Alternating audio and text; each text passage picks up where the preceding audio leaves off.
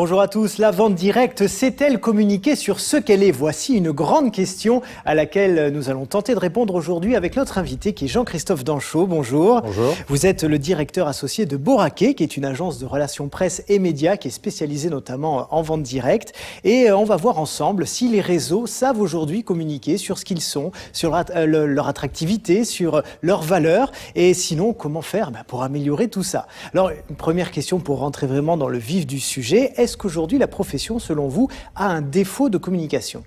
Alors je dirais plutôt non. Je dirais que c'est une profession, j'en faisais le constat récemment, qui est plutôt bien médiatisée. Je suis très surpris de m'apercevoir qu'en fin de compte, c'est un secteur dont on représente volontiers les réussites. Et si on voulait transposer à d'autres secteurs, globalement, la grande distribution bénéficie d'une bonne image, où on fait des portraits de caissières, des portraits de chefs de rayon, etc. Je ne pense pas. En revanche, notre profession est peut-être même surreprésentée dans les médias. C'est récent quand même, hein. Ouais. Ça a mis du temps à se mettre en place. C'est une évolution si on veut être c'est une évolution qui part d'il y a une quinzaine d'années, en réalité, où la profession était peut-être mal représentée ou communiquée difficilement en raison peut-être de certaines affaires ou de réseaux peut-être moins fiables. Aujourd'hui, le travail est fait, c'est-à-dire que les grands médias nationaux et même régionaux ont plutôt une bonne opinion de la vente directe. Il y a une époque, justement, il y a 15 ans à peu près, lors de tous ces scandales que la profession a connus, le dicton c'était un petit peu « pour vivre heureux, vivons cachés », c'est-à-dire qu'il n'y avait pas trop d'émules autour de ça. Est-ce que c'est pas ça qui a fait justement qu'il y a eu cette défiance envers la profession à ce moment-là? Alors, je pense que certaines entreprises, effectivement, étaient relativement discrètes et peu préparées à communiquer avec les médias. Donc, quand elles ont pris de l'importance, elles se sont retrouvées relativement exposées, sans avoir les clés de la communication avec les médias. Et je pense que ça leur a causé du tort et qu'aujourd'hui, ça n'arriverait plus. Est-ce que les grandes enseignes aujourd'hui, les grands réseaux, ont intérêt à faire de la publicité grand public? Mettons, est-ce que demain, on peut imaginer sur TF1 avoir une pub à côté du Kiri et d'autres choses sur venez nous rejoindre en vente directe? Est-ce que ça serait possible? Alors, il faut regarder ce qui se passe à l'étranger. Si vous allez aux États-Unis, vous verrez des publicités à la télévision pour Amway, pour Avon, pour des grands réseaux. Je pense que c'est plus une affaire de budget. C'est-à-dire que globalement, toute marque qui a des produits de qualité ou un système de distribution intéressant peut avoir un intérêt à communiquer en termes de publicité. Maintenant, il faut atteindre une taille critique pour être vu, et je pense qu'aujourd'hui, la taille des réseaux en France est telle que avoir une couverture sur des grandes chaînes nationales serait difficile financièrement. Mais finalement, pour Avon et Amway que vous citez là, s'ils sont présents aux États-Unis, pourquoi ils ne le font pas en France? C'est à peu près la même latitude financière. Est-ce que c'est pas tout simplement une question de culture? Est-ce qu'on n'est peut-être pas habitué en France à communiquer sur cette profession-là? Très honnêtement, je pense pas. Je pense que vraiment, c'est la taille. C'est-à-dire qu'Avon aux États-Unis, en termes de chiffre d'affaires, génère les marges suffisantes pour communiquer. Je pense qu'en France, beaucoup de réseaux américains sont des réseaux importants, mais n'ont pas la taille relative, si vous voulez, par rapport au marché qu'ils ont sur d'autres marchés extérieurs.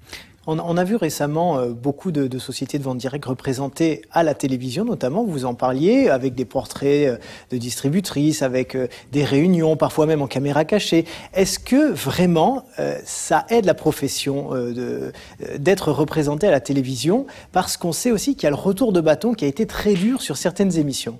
Alors moi je dirais que c'est énorme, c'est-à-dire que le gain en termes de visibilité de la profession dans ces grandes émissions, ça permet de faire découvrir le bon côté, le côté réel de la vente à domicile.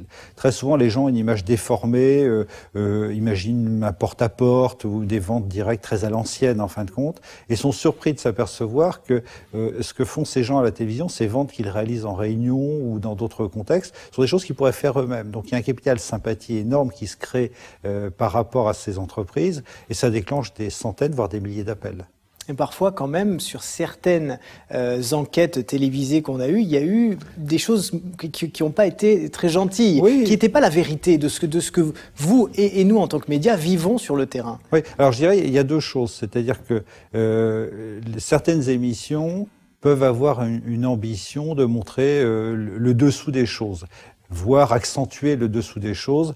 Et je pense que là, il faut y aller avec une grande prudence. C'est-à-dire, il vaut mieux y aller avec des professionnels que d'y aller tout seul. C'est extrêmement risqué. Le deuxième volet, c'est que des émissions, parfois, peuvent je dirais non, les téléspectateurs ont une grande maturité dans ce qu'ils voient à la télévision. C'est-à-dire, pour prendre des exemples, moi j'ai vu des émissions télévisées où une entreprise de vente directe indélicate, ne faisant pas partie de la fédération, etc., était un peu vilipendée donc par le journaliste. Puis, dans le quart d'heure qui suivait, une entreprise sérieuse présentée donc par le même journaliste.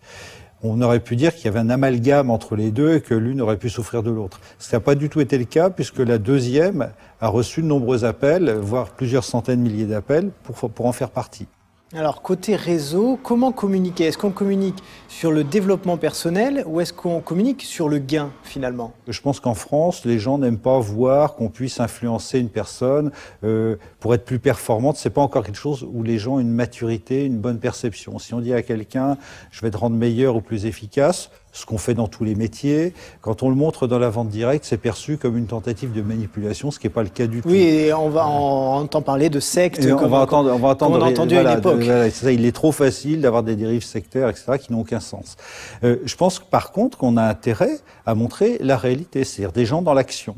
À chaque fois qu'on montre des vendeurs dans l'action de vendre, des femmes qui animent une vente de réunion et qui le font tout à fait naturellement avec des vraies clientes, etc., cette réalité-là, elle est totalement montrable et elle est énormément appréciée des médias et du public. Donc je pense que plutôt que de montrer du développement personnel, il vaut mieux montrer le résultat, c'est-à-dire de montrer des gens qui sont efficaces dans leur travail. Ça, c'est très payant. Alors après, quand même, il y a le retour de bâton, puisque une entreprise qui va dire venez chez moi, vous allez pouvoir gagner, je sais pas moi, 2000 € par mois. Si le distributeur rentre et il gagne que 200 €, il va se plaindre en disant oui, mais moi on m'avait promis 2000 et je gagne que 200. Vous voyez, il y a ça aussi. Je ne connais pas de réseau qui dise vous allez gagner 2000. Aujourd'hui, je pense qu'il y a vraiment un modèle à la française qu'on montre dans les médias, qui montre qu'en réalité, il y a un travail et que quand on fait ce travail de manière très partielle, eh bien, on a une rémunération qui correspond au temps passé et puis que lorsqu'on le fait plus, eh bien, on a une rémunération qui est supérieure. Je pense qu'aujourd'hui, là encore, le modèle à la française s'est éloigné d'un modèle un peu américain, anglo-saxon. On montrait des belles voitures pour imaginer une réussite, etc. Aujourd'hui, on n'en est plus là du tout. Donc, je pense qu'aujourd'hui, on arrive à montrer aux gens qu'on fait un peu, on gagne un peu, on fait beaucoup, on gagne plus. Alors, quels sont aujourd'hui les grands pièges de la communication, selon vous, à éviter pour un réseau? Les grands pièges, c'est peut-être effectivement de communiquer, comme vous le disiez tout à l'heure, trop sur le développement personnel. Je pense qu'un réseau a toujours intérêt à valoriser d'abord son offre produit, qui en général est remarquable, parce qu'on a un métier qui est basé sur la fidélisation des clients, et cette fidélisation se fait sur la relation qu'on a avec le client, et aussi sur la qualité de l'offre produit que l'on a. Donc je pense qu'en un, il faut toujours valoriser l'offre produit, et en deux, les perspectives professionnelles. Et que trop insister d'abord sur les perspectives professionnelles peut donner une perception d'embrigadement, on va dire, de trop branché, on va dire, développement personnel. Donc je dirais, c'est peut-être dans l'ordre de la présentation des choses qu'il faut faire un effort en termes de communication. Est-ce qu'une société a intérêt à communiquer même si elle ne recrute pas? Une société recrute toujours, on est d'accord, mais même si elle n'a pas de réel besoin, vous voyez, est-ce qu'elle doit quand même communiquer? Alors, je pense que ça, c'est pour son image. C'est-à-dire que, en fait, quand on a deux motivations dans la communication, c'est la vente directe croît par le recrutement des vendeurs. Donc si on recrute autant de vendeurs qu'on en perd, eh bien en général on a une croissance nulle. Et je pense qu'on joue sur deux leviers, les vendeurs qui sont présents dans l'entreprise et ceux qu'on va attirer. Et donc toute communication, toute exposition positive de l'entreprise à l'extérieur, en fin de compte, quelque part a un effet miroir sur les vendeurs qui sont présents dans l'entreprise, donc ça renforce leur appartenance, leur fierté. Et je pense que c'est très important, même si on n'a pas des besoins immenses de recrutement. Mais c'est pas vraiment le cas de la profession. La profession souhaite se développer. Est-ce que finalement la vente directe n'a pas comme meilleure publicité les distributeurs eux-mêmes? Alors, est-ce que c'est pas eux la clé de tout ça? Pour moi, en termes de communication, je dirais qu'on mène des actions soit pour faire connaître les produits et les services de nos clients, et soit faire connaître ses vendeurs. Et je pense que le meilleur levier pour faire parler d'une entreprise, c'est de montrer des vendeurs en situation, c'est-à-dire montrer leur métier tel qu'il est. Et quand on mène des actions nationales ou même régionales, très souvent, on réalise, en réalité, c'est sur la base de portraits de vendeurs et de réussites de vendeurs. Et c'est le meilleur moyen de présenter ce métier aujourd'hui. En ce moment, on parle beaucoup des réseaux sociaux, on n'entend même plus parler que de ça. Est-ce que vous conseillez aux entreprises de communiquer sur les réseaux sociaux? Parce que finalement, c'est la façon la plus rapide, la moins coûteuse de se faire connaître. Alors, je suis convaincu de l'importance des réseaux sociaux. D'abord parce que les vendeurs eux-mêmes les organisent quand l'entreprise ne les organise pas. Et la deuxième des choses, c'est que j'ai certains clients français qui s'exportent aux États-Unis, c'est-à-dire qui montent leur réseau aux États-Unis, et ils s'aperçoivent que là encore, les Américains ont un peu d'avance sur nous, sur l'usage professionnel des réseaux sociaux. Bien sûr, en France, Facebook est déjà très implanté, mais l'usage professionnel aux États-Unis est réel, et c'est un puissant accélérateur du recrutement et de la vente des produits aux États-Unis pour ces entreprises françaises. Donc Facebook et Twitter, en France, les gens sont convaincus de l'utilité. Aux États-Unis, c'est un minimum requis pour exister sur le marché de la vente directe. Et c'est un puissant accélérateur. Est-ce que c'est pas un peu la com du pauvre, malgré tout? Non, je pense qu'au contraire, on est en prise directe, c'est-à-dire qu'on est dans la vente à domicile, donc on est un peu éloigné du marché de la publicité, c'est-à-dire que on partage des valeurs en tant que vendeur, on partage des valeurs sur les produits ou les services qu'on apprécie, et c'est ce partage des valeurs qui fait qu'on va organiser des réunions et qu'on va même parrainer d'autres vendeuses, etc. Donc le partage de valeurs est profondément naturel dans la vente à domicile, et donc l'aspect communautaire, c'est un accélérateur de partage de valeurs. Donc au contraire, je trouve que c'est parfaitement emboîté dans le système. Alors pour conclure, un dernier grand conseil à tous les réseaux qui nous regardent et à la profession en règle générale pour bien communiquer, pour bien parler de soi.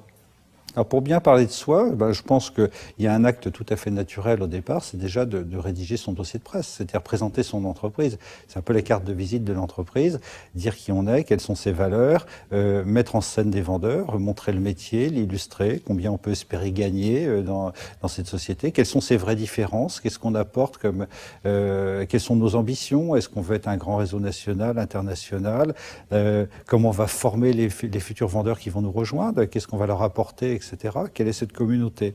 Et je pense que c'est le premier acte. Puis après, il faut s'adresser aux journalistes, quels qu'ils soient, dans sa région ou au niveau national, pour les convaincre de ça. Et je pense que c'est le premier pas. Merci beaucoup en tout cas d'être venu nous donner votre point de vue sur la communication et la vente directe.